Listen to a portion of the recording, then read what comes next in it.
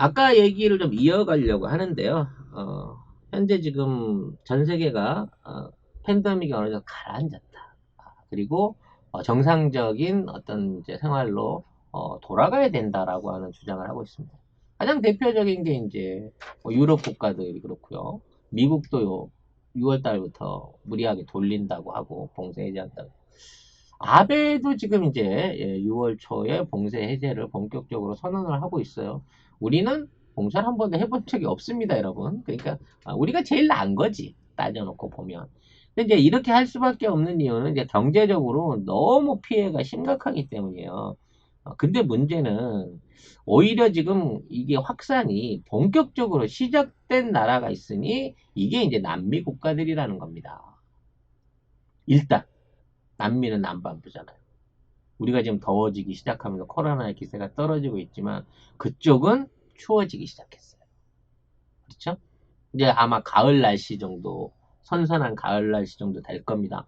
본격적으로 호흡기 질환들, 감기 같은 어떤 호흡기 질환들이 퍼져나갈 수 있는 위기 상황인 건데 지금 이 남미가 난리가 나고 있다는 거죠. 이러한 남미 확산에 최고로 이제 민감한, 아니 위험한 국가가 아까도 말씀드렸다시피 브라질인 겁니다. 네. 그래서 브라질이 오히려 이 치료제 확보를 위해서 또는 이 치료제 공식적인 유통을 위해서 더 노력하고 있다. 국민을 위해서 그러고 있다라고 생각할 수도 있겠죠. 현재 이제 전 세계에 520만 명 정도가 확진자가 나왔습니다. 제가 생각하기에는 1000만 명 이상일 걸로 보이는데 어차피 이제 확신 통계가 나와 있는 게 500만 정도 되니까 그렇다 칩시다. 근데 이 중남미 지역에서만 약 65만 명 정도가 집계가 됐다는 겁니다. 문제는 다른 대륙에서는 이제 조금씩 줄어들고 있어요. 유럽도 몇천 명씩 나오던 게 뭐 100명 단위 수준으로 줄고 있고 일본은 100명 이하로 떨어졌다고 뭐 거의 다 잡았다는 식으로 얘기를 하고 있는 상황인 거죠. 근데 지금 브라질을 비롯한 북중미에서는 계속해서 늘고 있다는 거예요. 브라질은 하루에 몇 명씩 느는 줄 아세요? 보기 잠깐. 10,000명씩 늘고 있어요. 미국이 확산될 때보다 더 많이 늘고 있습니다.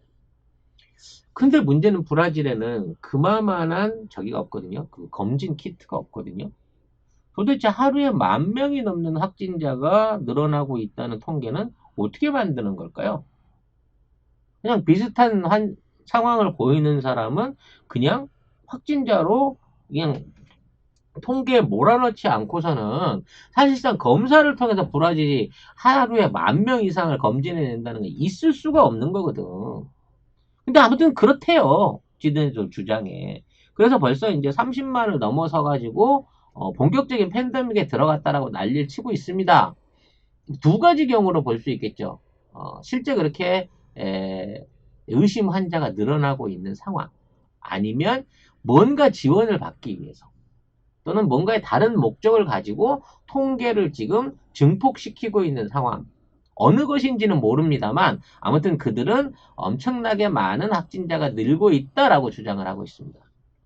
페루도 거의 하루에 5,000명 이상이 매일 환자가 늘고 있다 그래요. 그래서 한 10만 명 정도를 돌파했다고 합니다.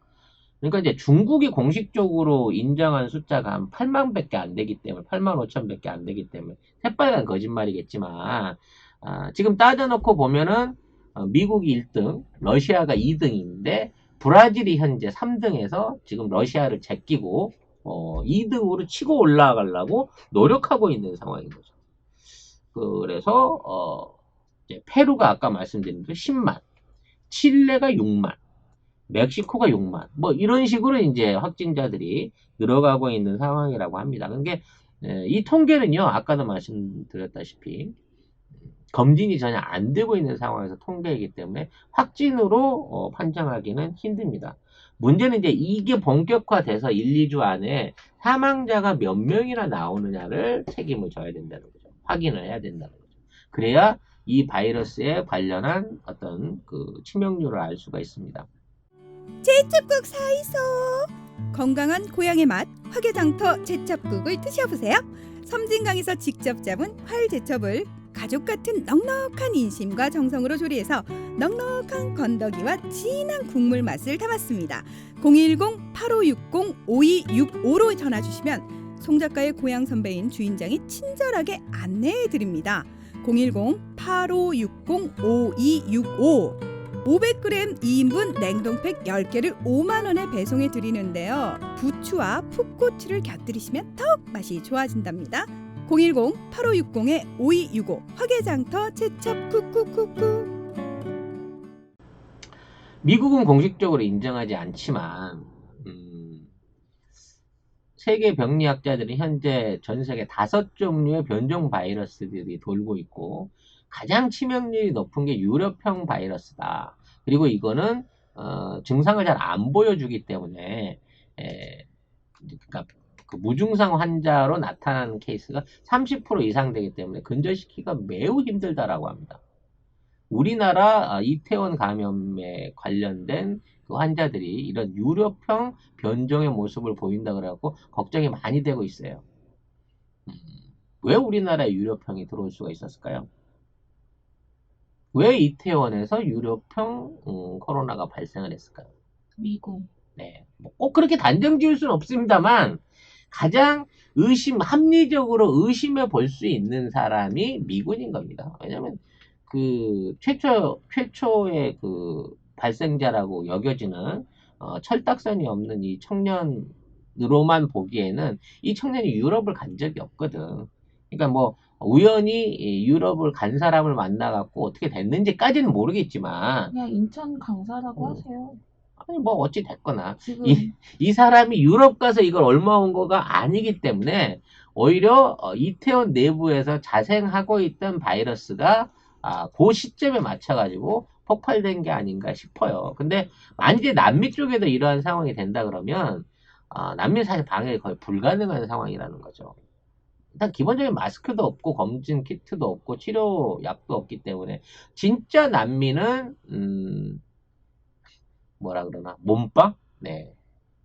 어떤 집단 면역을 통해서 이겨낼 수밖에 없는 상황이 닥친다는 겁니다. 이 남미가 늘 말씀드리자면 역사적으로 바이러스에 호되게 당한 경험이 많지 않습니까? 애초에 스페인 전복자들이 들어가서 마야나 아즈텍의 어떤 후손들을 싹 쓸어버린 것도 사실은 바이러스적 질병이었단 말이죠. 그래서 이제 그와 관련해서 이번에 바이러스도 그때 못지않은 피해를 내는 게 아니냐라는 엄청난 인명 피해를 낼 수 있다라고 하는 우려를 낳고 있습니다. 만일 이게 유럽형이라고 하면 말이죠. 그래서 여기에 대한 국제사회의 지원이 절실하게 필요한데 사실상 어느 나라도 지금 이러한 국가들에게 제대로 된 이런 대규모의 그 지원을 해줄 수 있는 가능성이 있는 국가는 없습니다. 우리나라가 일부 이제 우리 중남미의 최고 우방국 어디라고 설명드렸죠? 네. 방송들 안 들으시나? 네. 컬럼비아. 네. 컬럼비아를 통해 가지고 우리가 어떤 그 상당량의 어떤 지원 키트를 보내 가지고 안정을 해주기 위한 시도는 하고 있습니다만 그것만으로 남미 확산 사태를 해결하기는 어려울 것으로 보이고요. 그 다음에 가능성이 있는 국가가 중국입니다만, 글쎄요, 중국이 요즘 하도 국제적으로 이제 신용이 많이 안 좋아져 있는 상황이다 보니까, 또, 중국 국내에서 어떤 재확산에 대한 위험들이 자꾸 도드라지다 보니까, 남미 쪽에 대한 지원을 했다라고 하는 뉴스를 들어보지 못했어요. 네. 중국은 좀 밉상이긴 하죠. 근데 그나마 뭘 좀 내놓을 수 있는 곳간의 여유가 있는 국가가 중국 말고는 없기 때문에 중국이 그게 밉상이야. 중국이 남미에다가 좀 지원을 해줘야 되는데 아직까지는 중국은 그렇게 아직까지 이제 브라질 같은 경우에 굉장히 친했거든요. 근데 브라질이 미국에 붙어서 그런지 한번 제대로 그러면 우리 배신한 대가를 한번 치러봐라는 차원에서인지 모르겠지만 중국이 남미를 지원했다는 소식은 아직 드러나질 않고 있습니다. 근데 제일 중요한 문제는요. 아까도 말씀드렸지만 제대로 된 통계를 낼 수 있는 방법이 없다는 거예요. 아예 이쪽은 검사도 안 되고 통계도 안 되고 수치도 안 되기 때문에 전혀 이게 안 된다는 겁니다. 그것도 그렇고 뭐 브라질은 대통령도 통제가 안 돼요. 걔는 이제 뚜렷한 그 사고를 갖고 일을 하고 있죠. 미국에 붙어서 어떻게든 자기네 나라의 경제 위기를 타파한다는 명목으로 미국의 빚을 얻어다가 그걸로 떡고물을 따먹어야 되겠다라는 확고한 그 결심을 가지고 하고 있는 상황인 거니까요. 자, 그래서 이런 통계에 대한 문제가 이제 다시 세계인들의 주목을 받고 있습니다.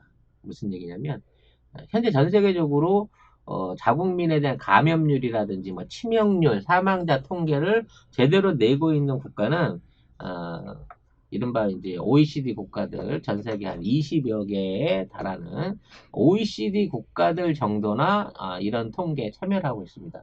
근데 이제 이 나라들이 이 통계를 무슨 자의적인 목적을 통해서, 물론 뭐 어느 나라든지 자기 나라 국민들의 어떤 보건 위상 이 정도 기본 통계는 합니다만, 유럽이나 이제 다른 국가들 같은 경우에는 국제적으로 이렇게 보건에 관련된 협약들이 있어요. 전염병에 대한 협약들이 있단 말이에요. 그러니까 이거에 의해서 일종의 자국에 있는 감염자들, 사망자들, 질병 원인들 뭐 이런 것들을 보고하게 되는 일종의 이제 공동 추계 프로그램이 진행이 되고 있습니다. 그러니까 유럽 같은 경우에는 이제 유로모모라 그래갖고 이거를 독일이나 제네바를 통해 가지고 국제적인 그 공통기구 안에서 전부 다 이렇게 통계를 내요. 그리고 우리나라도 그와 관련해서 통계를 만들고 일본이나 미국도 이런 통계들을 쭉 내고 있습니다. 그러니까 이거는 뭐냐면 전체적인 국민들 중에 발병했던 게 뭐로 됐든 발병했던 환자들과 사망자들 그리고 사망 원인들을 전반적으로 이제 분석을 해가지고 통계 수치를 내놓는다는 거죠. 근데 지난 몇 달 동안은 그러니까 2020년 동안 코로나가 본격화된 2월 달이니까 2, 3, 4월 동안 통계를 내봤는데 여기에서 굉장히 주목할 만한 변화가 생겼다는 겁니다. 뭐냐? 아, 평균적으로 매년 선진국들에서는 인구 증가의 변화가 크게 없잖아요. 1% 미만이기 때문에 출산율과 사망률, 유병률을 계산했을 때 평균적인 이 사망 수치들이 비슷하게 나타나요. 그러니까 3월에 죽는 사람, 뭐 4월에 죽는 사람, 그게 전년도하고 5% 이상 오차가 안 난다는 거야.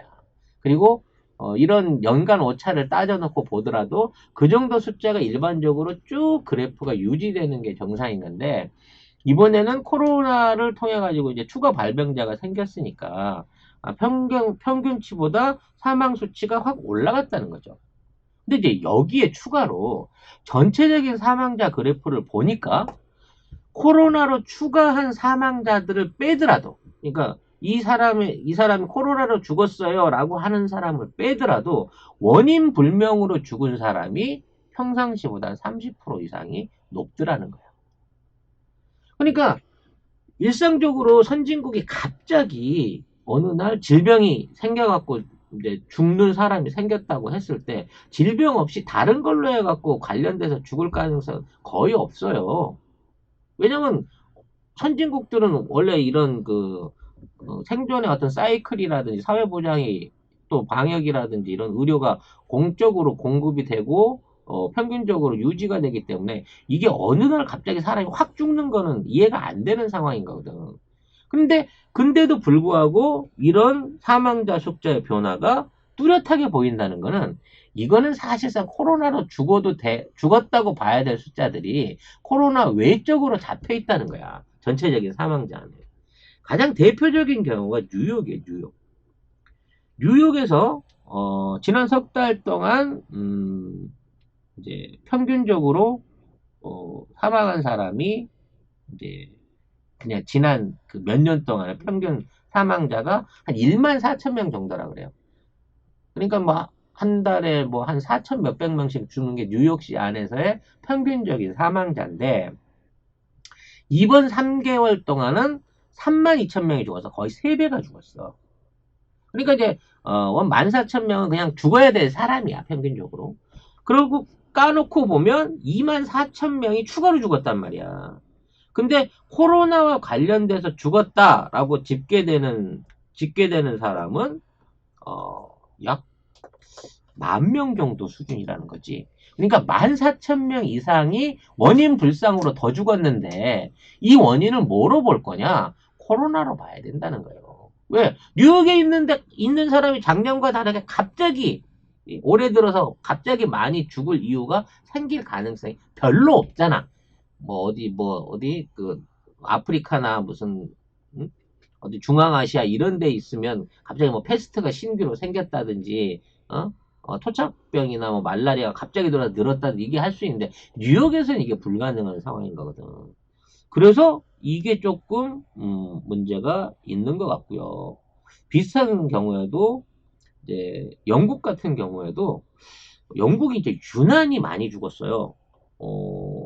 한 60만 명 가까이 이제 사망할 수 있다라고 하는 통계가 나오고 있는데 이 영국에서도 전년도 사망률에 비해서 약 2배에서 3배 이상의 사망자가 더 나오고 있다는 거지. 원래 영국이요 공기가 안 좋잖아요. 그래서 영국이 이제 예전부터 뭐 스모그 때문에 피해도 많았고 기관지들이 다 안 좋아요. 그러니까 호흡기 질환에 가장 취약한 국가가 영국이 있고 가장 악명이 높은 게 이제 영국하고 맨체스터인데 역시나 이런 도시들에서 평상시에 비해서 사망자들이 더 나오고 있다. 근데 코로나로 확진받지는 않았다는 거죠. 이탈리아도 23만 명이 감염됐는데 33,000명 정도 죽었다고 하거든요. 근데 이보다 원인 없이 죽은, 전년도에 비교해서 원인 없이 죽은 사람이 한 10,000명 정도는 더 있다는 겁니다. 유일하게 유럽에서는 독일만 평상시에 비해서 다른 데는 30%씩 늘었어요. 사망자가. 독일만 한 3% 정도 추가로 늘었다는 겁니다. 이게 독일은 코로나에 의한 추가 사망을 전년 전체 사망률에 비해서 3% 이내로 막았다고 하는 거니까 독일은 방역에 성공했다라고 하는 어떤 역설이 가능해지는 거죠. 근데 우리가 제일 궁금한 건 일본이죠. 아무래도. 네. 일본은 그럼 어떻게 됐을까라고 계산을 해보니까 일본은 현재 안타깝게도 3월달, 4월달 통계밖에 없다고 합니다. 지금 5월 말인데. 왜냐? 일본은 이런 그 사망자 관련된 집계가 2달이 걸린대요. 평균적으로. 왜 2달이 걸릴까요, 보미 작가? 우리 지난 시간에 공부했죠? 수작업이라. 네, 수작업과 팩스를 쓰기 때문이죠. 병원에서 사망자가 생기면 이 사망자에 대한 보고서를 써가지고 관할 그 중앙보건소 쪽에다가 팩스를 보내고 다시 이걸 또 받아서 결제를 올려가지고 이거를 이제 전산센터에 집어넣게 되면 이제 그 전산센터에 들어온 거를 취합해가지고 통계 발표를 하게 되는데 요게 팩스와 도장 찍는 과정을 거쳐야 되기 때문에 2개월이 걸린다는 겁니다. 네, 평균적으로. 그래서 지난 이제 11일 날인가요? 갑자기 이제 확진자가 한 70명이 발표가 수정이 된 상황이 있었어요. 도쿄 말씀하시는 예, 거죠? 도쿄에서. 100명 넘었던 것 같아요. 예, 그날만 이제 100명이 넘었는데, 이제 원래 죽은 사람은 111명이 이제 죽은 걸로 나왔는데, 네. 그게 이제 원래 이제 누락이 됐었던 거지. 네. 111명이. 근데 이제 요게 나중에 이제 76명으로 이제 교체가 수정이 됐죠. 그래서 보미 작가 저한테 통계를 속이는 것 같다. 도쿄가 거짓말하는 것 같다라고 물어본 적이 있는데 나중에 보니까 그 35명이 중복으로 들어왔대요. 그러니까 111명 사망 통계를 추가로 받아갖고 급하게 고쳤어. 추가로 111명이 죽은 걸로. 그랬는데 111명 명단을 다시 검토를 해보니까 한 사람이 2번씩 죽은 걸로 올라왔다는 거지. 그래서 이 사람을 다시 빼다 보니까 통계 수치가 3번이 바뀌게 되는 거예요. 일본이 지금 그 정도 수준의 방역 관리를 하고 있다는 겁니다. 네. 코로나19를 극복하기 위해서는 개인위생과 감염 방지가 최고죠. 자, 여기서 기본은 손 씻기입니다. 세정제보다 뛰어난 비누 유지의 살균 효과. 소독제는 알코올로 바이러스 활동을 제한하지만 비누는 세포막을 녹여서 바이러스를 박멸합니다. 자연산 고급 유지가 만들어내는 풍부한 거품과 세척력, 보습 효과, 그리고 은은한 향기까지. 외계인도 반한 안드로메다 최고의 미용 보습 비누. 뭐 이래 멘트가. 아무튼 시즈 외계인 비누 세트. 외계인 비누를 검색하세요. 수많은 체험 사례를 확인하실 수 있습니다. 파켓몰에서 외계인 비누를 검색해서 주문해주세요. 파켓몰 외계인 비누. 대단하죠. 네, 그래서 일본이 본격적으로 이제 5월달, 4월달에 관련된 사망자 수치가 나오려고 하면 6월 말이나 돼야 가능하다라는 겁니다. 그런데 이 기간 중에 3월이에요. 본격적으로 얘네가 감염을 인정하지 않는 이 3월 달에만 도쿄에선 1,700명 정도가 죽었다고 합니다. 근데 요 숫자가 한 300명 정도 평소보다 많다는 거죠. 일본에서는 그 사망을 하게 되면 검사를 안 하고 그냥 단순 사망으로 처리를 해버립니다. 그 대신에 사망 원인에다가 원인 불명의 폐렴, 열감기 이런 식으로 처리를 하죠. 그래서 이렇게 처리된 인원만 324명인 거예요. 그러니까 폐렴 비슷한 호흡기 질환이 있었던 사람만 324명이 더 있는 거고요. 만일에 이제 뭐 간이나 신부전이라든지 이런 식으로 하게 되면 아예 이 통계에도 안 잡혀 있을 거라는 거죠. 근데 문제는 이러한 추가 사망 통계를 찾아보니까 일본은 이 추가 사망 통계가 본격적으로 늘어나기 시작한 게 오히려 작년 12월, 올 1월 달이 3월보다 더 많더라는 거예요. 그러니까 일본에서 확진돼서 사망했어. 그러니까 코로나가 본격적으로 퍼져나갔을 가능성이 있는 시점이 일본이 주장하는 3월 달이 아니라 12월 말이나 1월 달일 수 있다라고 하는 충분한 추정이 가능한 데이터들이 발표가 됐다는 거죠. 그래서 이거를 일본의 니혼게이자 일본 경제신문이 이와 관련해서 발표를 했었습니다. 현재 일본에는 이제 하루에 뭐 50명 미만으로 확진이 된다고 합니다. 그래서 뭐 17,000명 정도라고 하는데 이 17,000명의 확진자를 뽑아내는 데 있어서 검사했던 인원이 우리나라의 3분의 1 수준에도 못 미칩니다. 우리가 80만 명 이상을 검사를 했거든요. 근데 얘네들은 아직 30만 명 수준에 그치고 있어요. 일본 전체 인구라든지 확산 어떤 영역을 봤을 때 사실상 일본의 확진자들은 훨씬 더 많이 숨겨져 있을 가능성이 높습니다. 그래서 여기에 관련된 종합적인 데이터를 분석을 해야 되는데 이 아날로그 시스템이 일본의 정확한 사망 통계를 만드는데 방해가 되고 있어서 너무도 궁금하지만 분명히 더 있는 건 확실하지만 일본이 얼마나 이러한 사망자들을 속이고 있는지는 아직까지는 알 수가 없다. 하지만 속이고 있는 건 맞다라고 하는 결론을 내려볼 수 있을 것 같습니다. 그 아날로그 시스템 때문에 재난지원금도 재난 끝나면 받을 수 있다고. 네, 그러니까 하네요. 뭐 기다리다가 시간 조지는 거고요. 사후 약방문이 될 가능성이 높습니다. 네. 재난지원금을 이렇게 이제 천천히 집행을 하는 과정에 가장 큰 이득을 보는 국가는 우체국입니다. 왜? 이게 이제 우편한으로 해가지고 우체국에다 예금이 돼 있거든요. 서류가 접수되면 요거는 이제 어떤 방식으로 송금을 해주든지 또 이와 관련해가지고 뭐 우편한을 보내가지고 우체국에 받아준다. 요 과정을 거치는데 엄청난 재난지원금이잖아요. 지금 한 30%도 못 찾아가고 있으니까 70% 넘는 재난지원금 1억 3천만 명한테 100만 원씩 준다고 했으니까 이게 얼마야? 하여튼 많아요. 한 10조가 훨씬 넘을 수 있는 이제 엄청난 돈들이 우체국 안에 예금으로 묶여 있는 거죠. 네. 그 돈을 가지고 얼마든지 또 딴짓을 할 수 있는 여지를 만들고 있고요. 이와 관련해서 이제 우편 비용, 등기 비용, 그리고 이제 국민들이 줄 서서 시간으로 버리는 비용 이런 것들을 이제 전반적으로 감안하다 보면 일본이 이 재난지원금 자체를 지급하는 데 들어가는 사회적 비용이 지급하는 돈 100만 원보다 훨씬 높을 수 있다. 일본은 미친 나라다라고 하는 결론을 내릴 수 있을 것 같습니다.